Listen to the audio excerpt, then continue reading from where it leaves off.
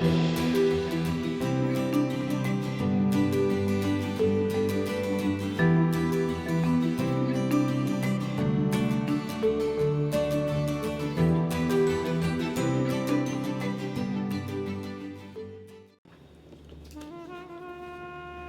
tal, mis hermanos? ¿Cómo están todos ustedes? Un placer estar de nuevo aquí compartiendo estas enseñanzas sobre el discipulado.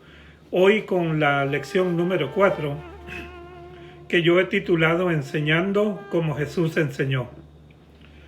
En la lección 3 estudiamos el tema sobre qué tipo de discípulos en realidad somos nosotros.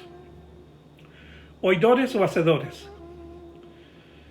Primeramente diría que es tan fácil oír y no hacer nada, pero es muy difícil oír y hacer. Y esto nos lleva a una triste realidad de lo que está sucediendo en la iglesia, en la mayoría del pueblo creyente del Señor. La mayoría de los creyentes de nuestras congregaciones somos más oidores y no tanto hacedores. A la mayoría de nosotros nos gusta ir y sentarnos en los bancos de las iglesias, oír el sermón y luego nos vamos para nuestras casas. Suena como muy bonito, ¿verdad? Pero ¿qué es lo que pasa? Luego olvidamos por completo los sermones que oímos. A todo esto ha ayudado mucho la influencia generada por la necesidad que tienen las iglesias y las congregaciones de aumentar el número de miembros de una congregación, para poder tener más finanzas, con el diezmo y todo eso. Y también por la manera como nuestras propias iglesias nos han enseñado por muchos años. Tenemos una gran cantidad de asientos donde se sientan los feligreses, un púlpito donde alguien se enseña algo, etc. Y por eso somos lo que somos, oidores. Nos sentamos, oímos, y nos vamos para la casa. Pero para los que de una u otra manera tenemos responsabilidad con el Señor, sabemos que esto no es lo que el Mesías quiere de su congregación, de sus discípulos, de usted y de yo, y de mí, perdón. ¿Y qué hay de malo con irse a sentar en la iglesia y oír los mensajes?, se preguntará usted. Bueno, para empezar le diré que por ese simple hecho, nuestras vidas de discípulos, vidas cristianas, nunca cambian. No hay un propósito en nuestro andar con el Señor. Siempre es lo mismo y de ahí no salimos. ¿Y qué pasa? Que tenemos un montón de niños, de creyentes frustrados en las iglesias y en el pueblo del Señor. Anteriormente dijimos, entonces, que no basta con ser miembro de una congregación. No basta con orar, leer las Escrituras, si no ponemos en práctica lo que el Señor quiere de nosotros, si no ponemos en práctica sus órdenes y sus enseñanzas. Ni tan siquiera basta con llamarnos creyentes o cristianos, con eso no basta. Recordemos lo que el Señor nos dijo, no todo el que me llama mi amo, mi Señor, entrará en el reino de los cielos. ¿Sino quién? El que hace la voluntad de mi Padre que está en los cielos. ¿Y qué significa ser hacedores de la voluntad del Padre?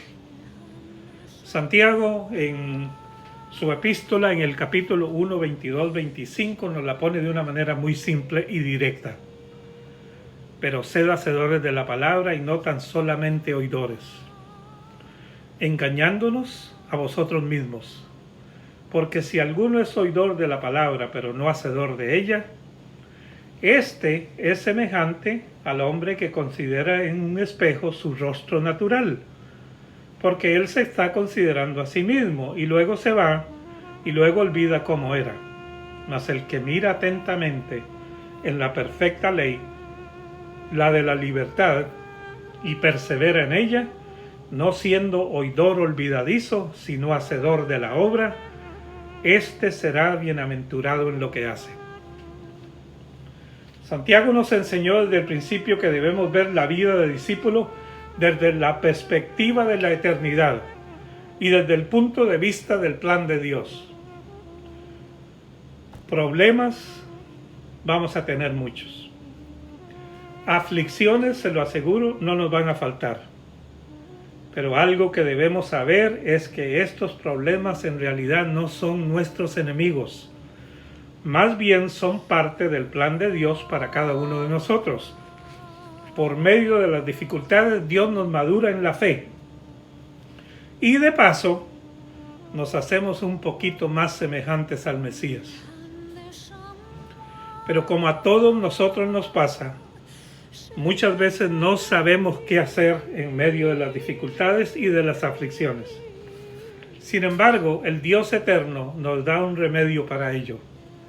Nos dice, si alguno tiene falta de sabiduría, pídala a Dios, el cual da a todos abundantemente y sin reproche, y le será dada.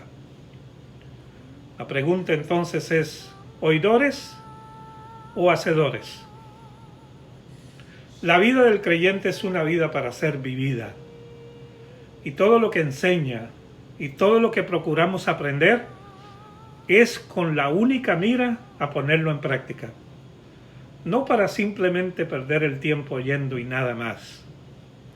Dios nos ha dado su palabra no para llenar nuestras mentes de mucha información, sino para iluminar nuestras mentes con la verdad, para poder vivir la verdad. El tema de esta lección 4 es enseñando como el Mesías enseñó.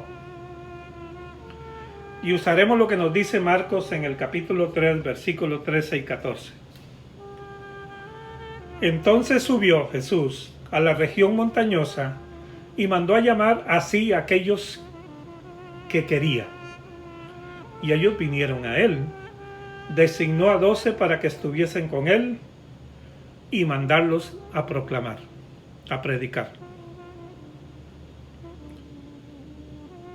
Ya vimos antes que el Mesías estableció una nueva manera de enseñar.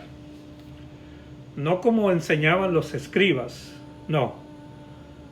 Que les gustaba figurar y que les dijeran que hablaban muy bonito, sino que enseñaba el Mesías con autoridad. Su enseñanza era diferente y la gente lo notaba. A los escribas les gustaba figurar y hacer discursos, pero Yeshua, el Mesías, no era mucho de hacer discursos o conferencias. No era mucho de figurar y que lo llamaran maestro o apóstol o obispo, como hoy en día hay muchos que les gusta figurar y que les gusta que les llamen apóstoles, obispos o maestros, y que ellos mismos hay veces se autodenominan apóstoles y maestros. Pero la misión del Mesías no era esa. ¿Para qué me llamas Señor, Señor y no haces la voluntad de mi Padre?, decía. No. Su misión era otra. Él hacía discípulos. Él vino a formar vidas, a ser seguidores, practicante de sus enseñanzas. Y así, Él mandó a sus discípulos. ¿A qué los mandó? Los mandó y les dijo, vayan y hagan discípulos. No les dijo, vayan y levanten iglesias, levanten congregaciones, hagan edificios grandes. No. Los mandó y les dijo, vayan y hagan discípulos. No los mandó, repito, a dar sermones o conferencias o a dar clases en una pizarra. No, Él decía, mírenme a mí y hagan lo que yo hago. ¿Sabía usted que en el Pacto Nuevo o Nuevo Testamento la palabra convertido no figura ni una sola vez? La palabra cristiano figura 3 veces. La palabra creyente 12 veces. Y la palabra discípulo figura 250 veces. Era por regla general la palabra más usada. La palabra usada era discípulo, seguidor, practicante de las Escrituras. En el discipulado no es tanto para dar charlas o discursos, sino hacer. Para que los que nos vean hagan como nosotros hacemos. Es como que el Mesías nos dijera, no hagan tanto lo que yo digo, sino lo que yo hago. La meta en el discipulado no es llegar a saber muchas cosas, sino más bien llegar a hacer muchas cosas.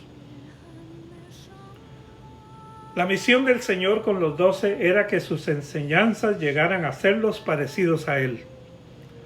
Es decir, no tanto que imitaran lo que Él decía, sino lo que Él hacía. El Mesías no hablaba mucho a las multitudes, porque Él sabía que era imposible enseñar a las multitudes. Mateo 9:36 nos dice, cuando veía las multitudes, tenía compasión de ellos, porque estaban asolados y desamparados como ovejas sin pastor. ¿Cómo definió el Señor a las multitudes? Como ovejas sin pastor. ¿Y cómo ovejas sin pastor si Jesús estaba allí? Se preguntará usted. Bueno, hoy en día creemos que un pastor o un predicador puede pastorear a cientos o miles de personas, pero la realidad es otra. La verdad es que para ser un buen pastor, un pastor verdadero, se debe, como mínimo, conocer a sus ovejas por su nombre. Debe seguirlas, debe llevarlas en su hombro, debe cuidarlas, debe sanarles sus heridas. Un pastor es alguien que tiene un trato personal con las ovejas. Y esto es imposible con cientos o miles de personas. El Señor solo escogió a 12, no escogió multitudes. Recordemos, el Mesías vio las multitudes como ovejas sin pastor. El Mesías escogió, repito, solamente a 12. Era como si Él era el pastor de 12 nada más. Una de las misiones principales del Mesías cuando estuvo con nosotros, además por supuesto de morir por cada uno de nosotros y resucitar, fue el hacer discípulos. La mayoría de su tiempo lo pasó con ellos, enseñándoles y preparándolos para cuando Él se fuera. Una de sus últimas palabras antes de partir al cielo fue, ahora ustedes vayan y hagan discípulos. El Señor nos llamó a usted y a mí, nos separó de las multitudes para enseñarnos las cosas secretas del reino de Dios. ¿Con cuál fin? Con el fin de que vayamos y hagamos lo mismo con otros. Y así el reino de Dios esté lleno de gente hacedora de sus enseñanzas. Una de las cosas más llamativas del Señor es que Él enseñaba con mandamientos a hacer cosas concretas. No con discursos, no con sermones ya preparados o con conferencias, sino que mandaba a los discípulos a que hicieran, y haciéndolo era como aprendían. Todos recordamos la historia de Zaqueo, que era un colector de impuestos de la ciudad de Jericó. Cuando Jesús le vio y le llamó, no le dijo, Zaqueo, ¿crees que podemos ir a tu casa y tener invitados y tal vez una cena? No. Él le dijo, Zaqueo, bájate de ese árbol y apúrate, porque hoy tengo que quedarme en tu casa. El Mesías siempre demandaba acción. Y todo discípulo del Señor debe estar en acción, compartiendo las buenas nuevas del reino y haciendo discípulos. Cuando Él necesitó un burro, un asno, no dio primero una predicación acerca de los burros o algo así, diciendo y explicando que tenían 2 orejas y 4 patas. No. Él dijo, en tal lugar hay un asno. Vayan a ese pueblo que se ve desde aquí, van a encontrar una burra atada junto con un burrito, desátenlos y tráigamelos. Y si alguien les dice algo, digan, el Señor los necesita. Y los mandó, y ellos fueron, porque era un mandamiento. y debían hacer lo que Él les mandaba. Y eso es la diferencia entre un discípulo hacedor y un oidor. La misión de todos estos estudios es que usted que me escucha pase de ser oidor a ser hacedor. Pido al Eterno que le dé esa convicción y muy pronto pueda usted también hacer discípulos y compartir con muchos aqueos. Hasta aquí con la primera parte de la lección 4. Seguiremos en nuestra próxima lección con la parte 2. Habló el Eterno a Moisés diciendo: habla a Aarón y a sus hijos diciendo: así bendecirán a los hijos de Israel, diciéndoles: te bendiga el Eterno y te cuide. Ilumine el Eterno su rostro hacia ti y te dé gracia. Alce el Eterno su rostro hacia ti y te otorgue paz.